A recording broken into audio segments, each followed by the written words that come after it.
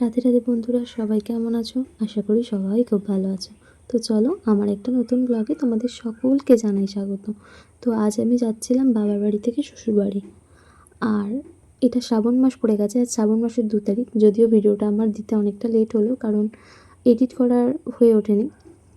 আর শ্রাবণ মাসটা আমি প্রতিদিন নিরামিষ খাই, গোটা শ্রাবণ মাসটা। আর প্রত্যেক শ্রাবণ মাসের প্রত্যেকটা দিনে কী কী খাই, প্রত্যেক দিনের খাবারের মেনুটা তোমাদের সাথে শেয়ার করব।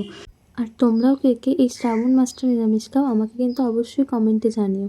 আর জানো তো, আমি না এবারে শ্রাবণ মাসটা নিরামিষ খেলেও আমি না বাবার মাথায় জল ঢালতে পারছি না, বা বাবাকে একটু পুজো করতে পারছি না। কারণ আমার বিয়ে হয়েছে 1 বছর হয়নি তো।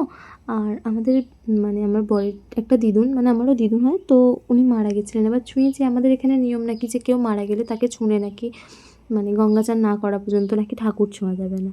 তো তাই আর ওই জন্য পুজো করতে পারছি না। তাও বারটা তো আমাকে করতে হবে, ওই জন্য আমি শ্রাবণ মাসটা যেমন আগের বছরে করেছি বা তার আগের বছরে করেছি নিরামিষ খেয়েছি, সেইভাবেই করছি। তো চলো আমার দুপুরের খাবারটা তোমাদের সাথে শেয়ার করি।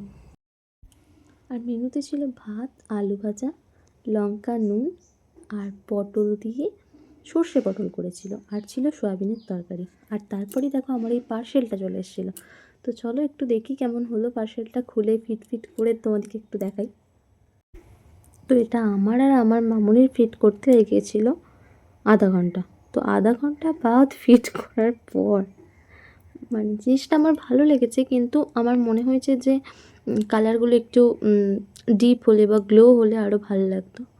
আর আমার যেটা সমস্যা হচ্ছে, সেটা আমার মনে হয় যেন বক্সগুলো একটু ছোটো। আমি ওই জন্য এটাকে রিটার্ন করে আবার একটা বড় এরকম ওয়ার্ড্রপ অর্ডার করেছি। আর সেটা এলে তোমাদেরকে আবার শেয়ার করব যে সেটা কেমন হয়েছে।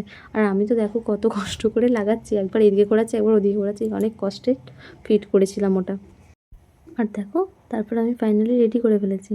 আর কেমন হয়েছে তোমরা জানিও। আর যদি কারোর লিঙ্ক লাগে বলো, আমি কমেন্টে দিয়ে দেবো।